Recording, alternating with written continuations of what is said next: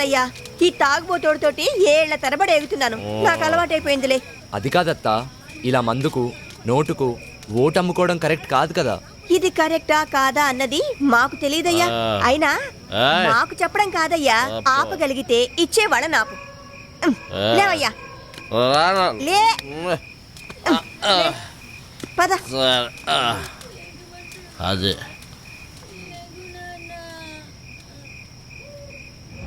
City నుంచి వచ్చాడు, బాగా చదువుకున్నాడు. మనం ఏమన్నా అన్నా ఉంటే లీగల్ పాయింట్లు మాట్లాడతాడు. ఆడి తృప్తి కోసం ఏదో చేయండి.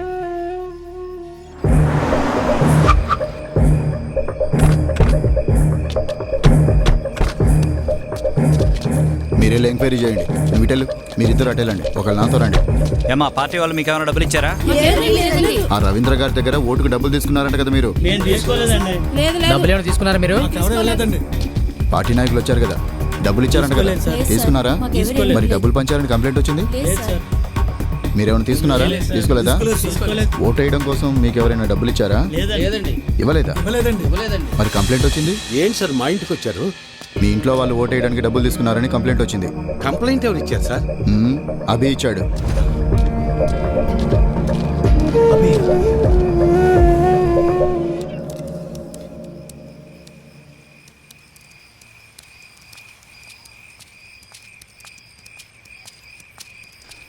ఏయ్, నా మీద పోలీస్ రిపోర్ట్ ఎందుకు ఇచ్చావు?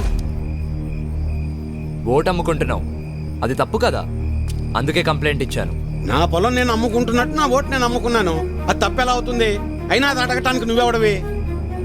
చూడు, ఈ పట్టీలో ఇటుకలు ఎన్ని ఉన్నాయో అన్ని పార్టీలు రావాలని కోరుకుంటున్నాను నేను. నీ ఆశ చూస్తుంటే నాకు నవ్వొస్తుంది.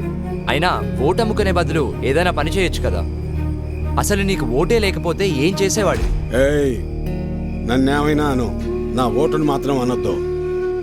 నా ఆత్మ ఓటు, నా ఊపిరి ఓటు. ఇంకా చెప్పాలంటే నా ఇల్లు ఒళ్ళు కూడా ఓటు ఓటు అని ఓంకారనాథంలాగా ప్రతిధ్వనిస్తూనే ఉంటుంది. వెళ్ళు, ఎళ్ళు ఉద్యోగం చేసుకోపో. వెళ్తా, కానీ నిన్ను, నీ ఆలోచనని మార్చాకే వెళ్తా. నన్ను నువ్వేంటయా మార్చేది? ఓటుకు డబ్బులు తీసుకోవటం మాకేదో మొదటి నుంచి అలవాటు ఉన్నట్టు మాట్లాడుతున్నావు. 54 సంవత్సరాలు వచ్చేదాకా నీకన్నా బాగానే బతికాను. అలాంటి నేను ఇలా ఎందుకు మారాను తెలుసా? అసలు మా జీవితాలు ఎలా ఉండేవో తెలుసా? కనీసం మీ నాన్న ఎందుకు చనిపోయాడో నీకు తెలుసా? మనం వ్యవసాయం ప్రారంభించాక ఏ సంవత్సరం పంట బాగా పండిందే, ఖర్చులు కూడా వచ్చేది కాదు. ఎంత దేవుళ్ళు ఆడుకునేవాళ్ళం. అవును వీరన్న, మొత్తానికి పంట బాగా పండింది. ఈ ఏడు దిగుబడి కూడా బాగానే వస్తుంది. నిజం సుబ్బయ్య, నాకు చాలా సంతోషంగా ఉంది. హలో. నాన్న, 4th సెమిస్టర్ రిజల్ట్స్ ఇప్పుడే వచ్చినాయి. ఫస్ట్ వచ్చాను. ఇంకో 2 ఏళ్లలో నా కోర్స్ కూడా కంప్లీట్ అయిపోతుంది. చాలా సంతోషంరా నాన్న. జాబ్ వచ్చాక మీ ఇద్దరిని కూడా నాతో తీసుకొస్తాను నాన్న. నేను ఈ ఊరు వదిలి ఎక్కడికి రాలేనురా. నన్ను ఈ నేలతల్లి బాగానే చూసుకుంటుందిరా. నువ్వు కూడా మన ఊరిని, ఈ నేలతల్లిని నమ్ముకున్న జనాల్ని ఎప్పుడూ మర్చిపోకూడదురా. అదే నా కోరిక. కానీ నా బాధల్లో ఒకటి, నీకేమీ లేకుండా చేసి అప్పులు మాత్రమే ఉంచానురా నాన్న. నాన్న, అలా ఏం కాదు నాన్న. ఇప్పటికే మీరు నా కోసం ఎంతో చేశారు. ఇప్పుడు నేను మీకు తిరిగి ఇవ్వాల్సిన టైం కోసం ఎదురు చూస్తున్నాను. సరే సరే సరే నాన్న, మళ్ళీ కాల్ చేస్తాను. ఉంటానన్నా. అదేంటండి, ఫోన్ నాకు ఇవ్వకుండానే పెట్టేశారు? నువ్వు మొదలు పెడితే వదిలిపెడతావా? వాడు చదువు పాడైపోద్ది, అందుకే పెట్టేశా. అవును, మా నోడు ఆడు చదివింది చాలా పెద్ద చదువు అంటగా. అవును, IIT అని ముంబైలో. అదృష్టవంతుడు లే సుబ్బయ్య, ఇంక నీకు బాధలు ఉండవు. అవును, మర్చిపోయా వీరన్న, మొన్న శంకర్ కమలాపురం నుంచి ఫోన్ చేశాడు. ఏమని? వాళ్ళ అమ్మాయిని మీ చిన్న కొడుకు ఇవ్వడం వాళ్ళకి ఇష్టమేనట. చెప్పమే, పిల్లలు చెప్పొద్దు ఈ సంగతే. వెళ్తాం, చెప్పండి. వస్తాను సులోచన. అదృష్టం.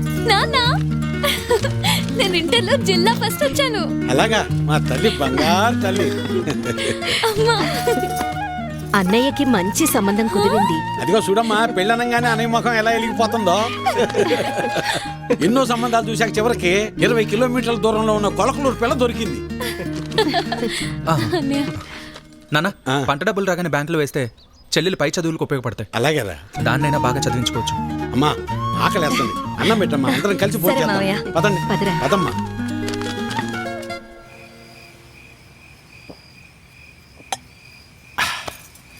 ఇవాళ నాకు చాలా సంతోషంగా ఉంది. పంట బాగా పండింది, మన అప్పులన్నీ తీరిపోతాయి. ఇకపై మన బతుకులు కూడా మారిపోతాయి. ఇన్నాళ్ళు చిన్నాడి గురించే నాకు అది దిగులుగా ఉండేది. ఇప్పుడు ఆడి పెళ్లి కూడా కుదిరింది. మన అమ్మాయిని బాగా చదివించి కలెక్టర్ని చెయ్యాలి. ఆ తర్వాత మన బతుకంతా సంతోషమే. నీ పేరు మల్లాది వీరన్న కాదు, మాటల వీరన్న అని పెట్టాల్సింది. ఇంకేమన్నా పెట్టద్దు. సర్లే పద. పద. మబ్బట్నట్టుందయ్యా. మబ్బులేదేం లేదులేరా.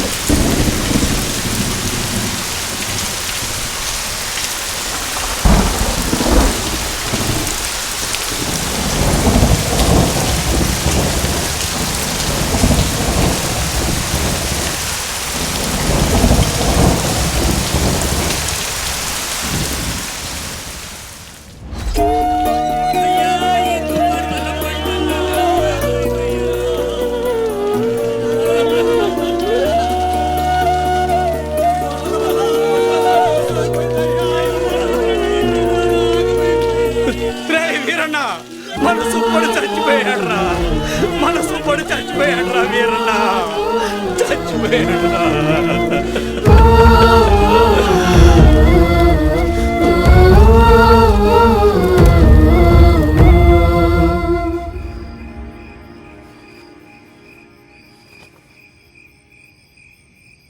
ఆ రాత్రి ముసిరిన మబ్బు ఆకాశాన్నే కాదు, మా జీవితాల్ని కూడా కమ్మేసింది. మేము ఆనందంగా ఉండటం ఆ దేవుడికి కూడా నచ్చలేదనుకుంటా. అందుకే ఆ రాత్రితో మా జీవితాల్నే తలకిందులు చేసేశాడు. ఏరన్నా డబ్బులు ఎప్పుడు ఇస్తావు? ఎన్నాళ్ళ ఇచ్చి మాట్లాడేది? ఏరన్నా డబ్బులు ఎప్పుడు ఇస్తావు? నువ్వు ఇల్లు అమ్ముతావో ఏం అమ్ముకుంటావు నాకు అనవసరం. డబ్బులు ఏర్పాటు చేసి ఉంచు. ఏ వీరన్నా డబ్బులు ఎప్పుడు ఇస్తావు? ఎన్నాళ్ళాగాలి? మా నాన్న ఇంటికాడ తప్పేస్తున్నాడు.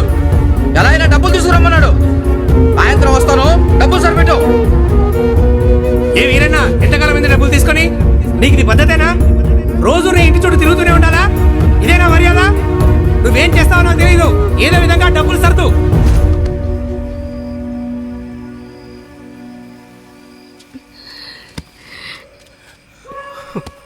నిన్ను ఇలా చూస్తుంటే చాలా భయంగా ఉందయ్యా. నేను సులోచనంత ధైర్యవంతురాల్ని కాదయ్యా. నీకేమన్నా అయితే మేమంతా ఏమైపోతావయ్యా? ఒక్కసారి ఆలోచించయ్యా, ఒక్కసారి. నువ్వేం బాధపడకు నాన్న, నీకు నేనున్నానుగా. ఒక తండ్రిగా మమ్మల్ని పెంచడానికి నువ్వెంత కష్టపడుతున్నావు. ఒక రైతుగా నీ పంట పొలాల్ని పండించడానికి కూడా ప్రతిసారి నువ్వు అంతకంటే ఎక్కువ కష్టపడుతున్నావు నాకు తెలుసు. కానీ ఈసారి కొంచెం నష్టం ఎక్కువే జరిగింది. అంతేగాని మన జీవితాలు ఏమైపోలేదు నాన్న, ఏమైపోలేదు. అవును నాన్న, నేను ఇంటర్ వరకు చదివాను. ఏదో ఒక చిన్న జాబ్ దొరుకుతుందిలే. నాన్న నాకు పెళ్లి కాకపోతే ప్రపంచమే ఆగిపోదునన్నా. నాకు పెళ్ళే వద్దు, అసలు పెళ్ళే వద్దు నాన్న. ఈసారి ఎక్కువ పంట పండిద్దామని ఉన్న డబ్బే కాక ఊళ్ళో అప్పులు తెచ్చి అంత పంట మీదే పెట్టేశాను. ఇప్పుడు మీకంటూ ఏమీ లేదు. నన్ను క్షమించండి, క్షమించండి. అదేంటన్నా అలా అంటావు? మాకు ఏ డబ్బు వద్దు, మాకు నువ్వున్నావు. మాకు నువ్వున్నావు, అదే చాలు నాన్న, అదే చాలు. అవునయ్యా, అవును మావయ్య.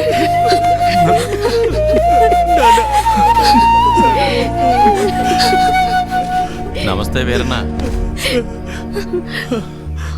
చాలా అన్యాయం జరిగింది వీరన్న. అకాల వర్షాలకి పంట పాడైపోయింది. ఇదిగో ఈ డబ్బులుంచు. అయ్యా, మీరు ఈ డబ్బు ఎందుకు ఇస్తున్నారో నాకు తెలియదు, కానీ మీకు తిరిగిచ్చే ఓపిక నా దగ్గర లేదయ్యా. తిరిగిచ్చే పనేం లేదు వీరన్నా. మీ ఇంట్లో 6 ఓట్లు ఉన్నాయి కదా, వచ్చే ఎలక్షన్లో 6 ఓట్లు మాకే వేయండి. రే ఎవరా ఇవ్వు. వద్దయ్యా.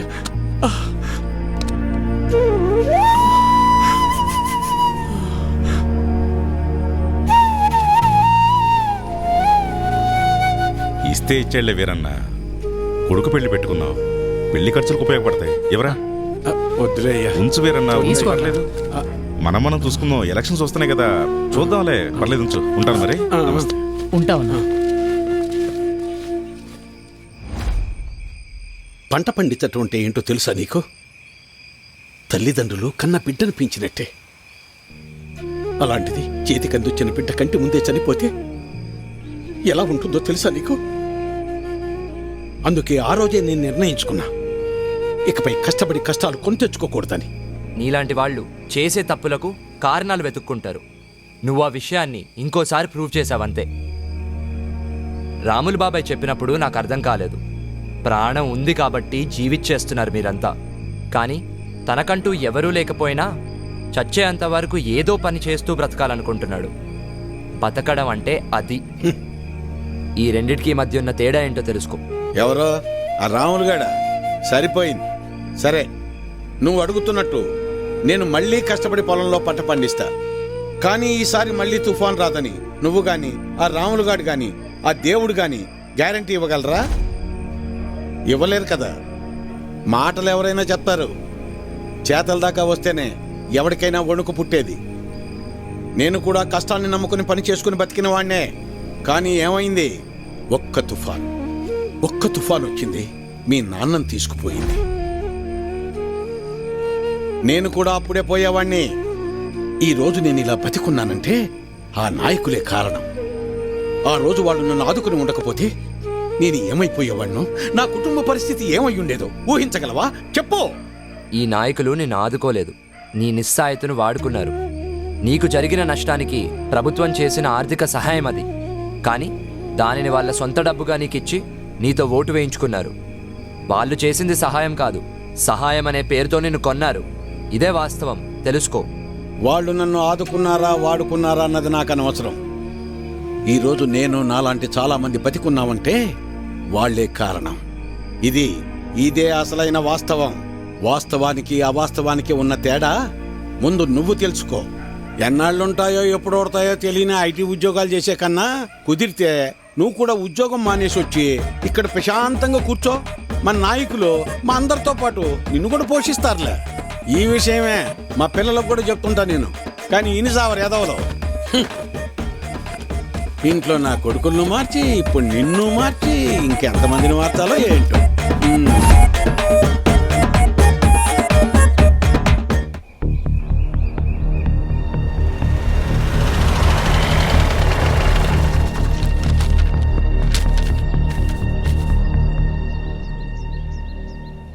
బ్రేకింగ్ న్యూస్ చూస్తున్నాం. సీతారామపురంలో ఓటుకు నోటు పంచుతున్నారంటూ కంప్లైంట్స్ రావడంతో ప్రస్తుతానికి అక్కడ ఎన్నికలు వాయిదా పడ్డాయి. ఇదిలా ఉంటే సీతారామపురంలో ఎన్నికల ప్రచారంలో ఇరు పార్టీలు జనాలకు ఓటుకు నోటు పంచుతున్నారని కంప్లైంట్ రావడంతో అక్కడి ఎన్నికలు ప్రస్తుతానికి వాయిదా పడ్డాయి. నిజ నిజాలు తెలుసుకోవాలని ఎన్నికల కమిషన్ అధికారి సంబంధిత జిల్లా కలెక్టర్ కు ఆదేశాలు జారీ చేశారు. గత 15 ఏళ్లుగా మనమే కదా గెలుస్తున్నాం. మనకన్నా డబ్బులు పంచి పెడుతున్నామని ఎవడో కంప్లైంట్ ఇచ్చాడనా, అందుకోసం ఎన్నికలు ఆపేశారనా, టీవీలో చూపిస్తున్నారనా. అరే అసలు నువ్వేం చేసావో నీకు తెలుస్తుందా? ఊర్లో జనాల మీద కంప్లైంట్ ఇవ్వడం ఏంట్రా? అయినా ఓట్ల కోసం డబ్బులు తీసుకోవడం ఇదేమన్నా కొత్త విషయమా? మన ఊర్లో మాత్రమే జరుగుతుంది అనుకుంటున్నావా? దేశం మొత్తం ఇలానేరా జరుగుతుంది. మారాలరా, అందుకనే ఇలా చేశాను. ఏంటి? ఈ మార్పు దేశం మొత్తం రావాలి. దానికి మన ఊరే తొలి అడుగవ్వాలి. ఏం మాట్లాడుతున్నావురా? అవును, ఏ మార్పైనా ఒక్క అడుగుతోనే మొదలవుతుంది. నేను వేసే ఈ అడిగే అది కాదురా. ఓకేరా, బాయ్.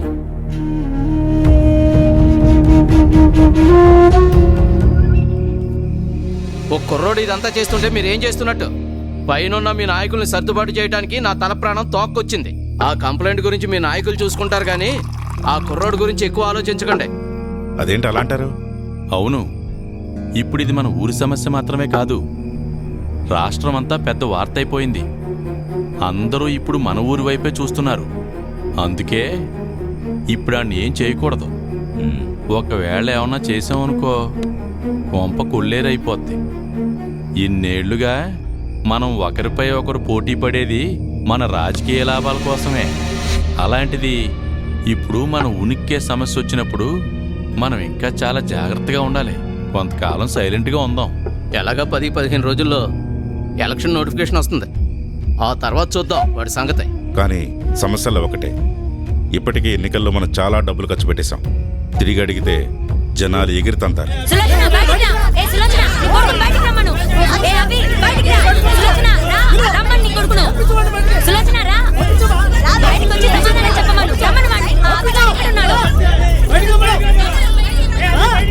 ఏమైందక్క? అక్క తొక్క అని నువ్వు నీ కొడుకు మా కొంపలు ముంచారు కదే. ముందు వాడిని బయటికి రమ్మను. అభి, ఏమైందమ్మా? ఏరా, చాలా సంవత్సరాల తర్వాత ఊరొచ్చావు. తండ్రి లేని పెట్టమని మేం కూడా జాలి చూపిస్తే మా కొంపలే ముంచుతావా? అసలు ఏమైంది బాబాయ్? తప్పుకోండి. సిటీలో లక్షలు సంపాదిస్తున్నావు, పొగరెక్కువైందిరా నీకు. చాలా కాలం తర్వాత ఊరొచ్చావు, మూసుకుని నీ పనులు చేసుకోకుండా మాతో నీకేంట్రా పని? ఇప్పుడు చెప్తున్నా, మేం తీసుకున్న డబ్బులు తిరిగి కట్టవలసి వస్తే నయా పైసాతో సహా నువ్వు కట్టి ఇక్కడి నుంచి కదలాలి. లేదంటే నా చేతిలో చస్తావు. అర్థమైందా? పదండి పదండి పదండి. నువ్వు మావాడు అనుకున్నాం కదరా, మమ్మల్ని ఇంత మోసం చేస్తావు అనుకోలేదు. అసలు ఎందుకు వచ్చావు ఈ ఊరికి నువ్వు? ఈ ఊరు వదిలి వెళ్ళిపో. పదండ్రా, వీడితో మనకెందుకు? ఊరంతా కంపు కంపు చేసి పడేశాడు. రండి వెళ్దాం, రండి.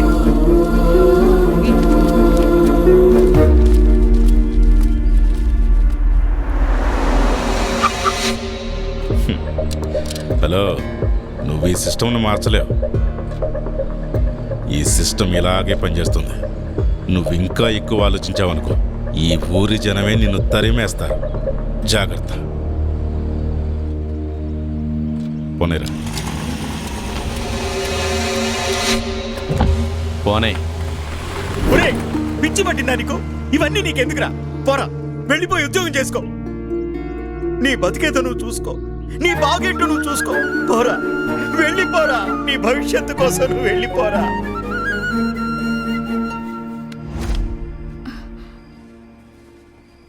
నాన్న అభి, ఏమైంది?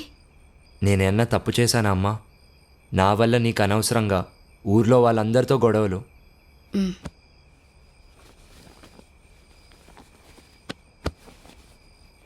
నువ్వు చేసేది మంచో చెడో నీ తల్లినైనా నాకే అర్థం కావడం లేదు.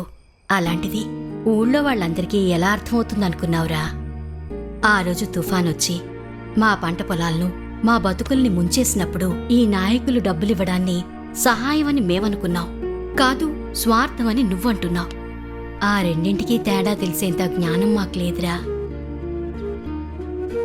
ఎవరైనా చెప్తే తెలుసుకునేవాళ్లమేమో, కానీ అలాంటి తెలివైన వాళ్ళు బాగా చదివి తమ జీవితం కోసం, సంపాదన కోసం దేశ దేశాలు దాటుతున్నారు. ఇక మా బతుకులు ఇలానే ఉంటాయి కదరా. ఎక్కువ మాట్లాడానేమో, క్షమించు నాన్నా.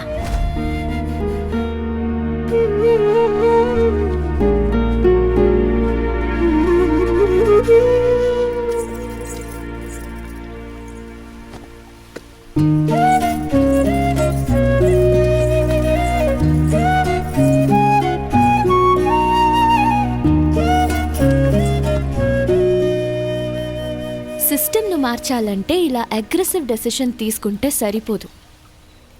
దాన్ని తీవ్రత ఎలా ఉంటుందో చూసావుగా. నాకు మాత్రం ఒక విషయం క్లియర్గా అర్థమైంది. ఈ జనాలందరూ మన నాయకుల చేతుల్లో తోలుబొమ్మలయ్యారని. కానీ వాళ్ళకే ఆ విషయం అర్థం కావడం లేదు. అదే కాస్త బాధగా ఉంది. ఇంత జరిగాక కూడా వాళ్ళని సపోర్ట్ చేస్తున్నావా? నీకో కథ చెప్తాదా? అనగనగా ఒక రాజు. ఆ రాజు ప్రజల్ని తనకి నచ్చినట్టుగా పరిపాలించేవాడు. ఒకవేళ ప్రజలకు ఏ విషయమైనా నచ్చక ఎదిరిస్తే రాజధిక్కార నేరం కింద అక్కడికక్కడే చంపేసేవాడు. అలా ఆ రాజు నియంతలా ఉన్నాడు. ఆ టైంలోనే మహామంత్రికి రాజు కావాలనే ఒక కన్నింగ్ థాట్ వచ్చింది. నాయకులు జనాల నుండే పుడతారని ఆ జనాలకు ఒక కొత్త కాన్సెప్ట్ నేర్పాడు.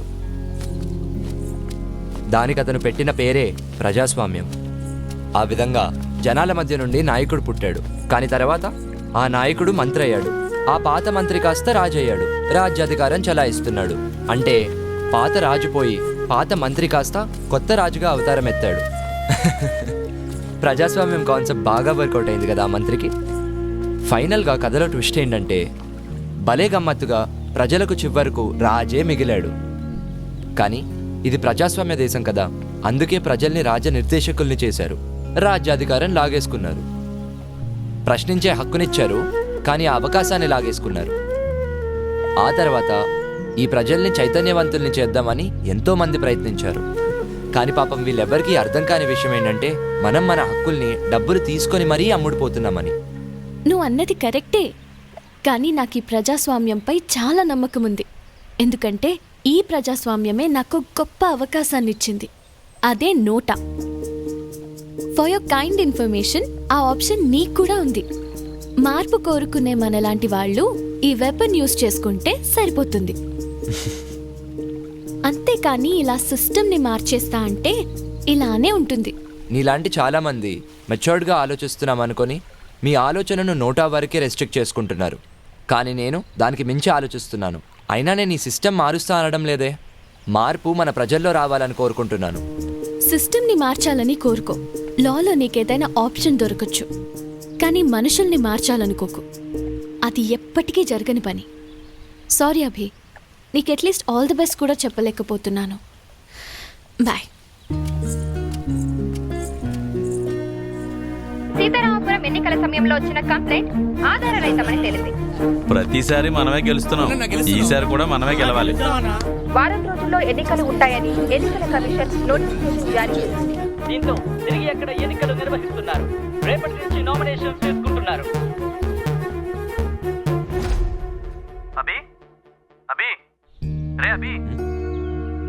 రేయ్, సారీరా, ఏదో ఆలోచనలో ఉన్నాను.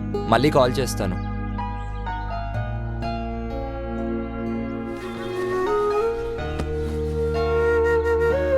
ఎవరైనా చెప్తే తెలుసుకునే వాళ్ళమేమో, కానీ అలాంటి తెలివైన వాళ్ళు బాగా చదివి తమ జీవితం కోసం, సంపాదన కోసం దేశ దేశాలు దాటుతున్నారు. ఇక మా బతుకులు ఇలానే ఉంటాయి కదరా.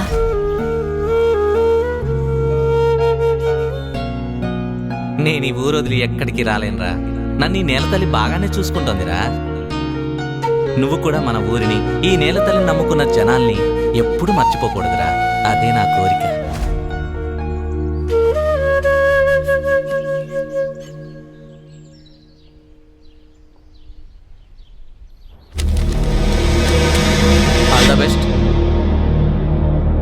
All the best.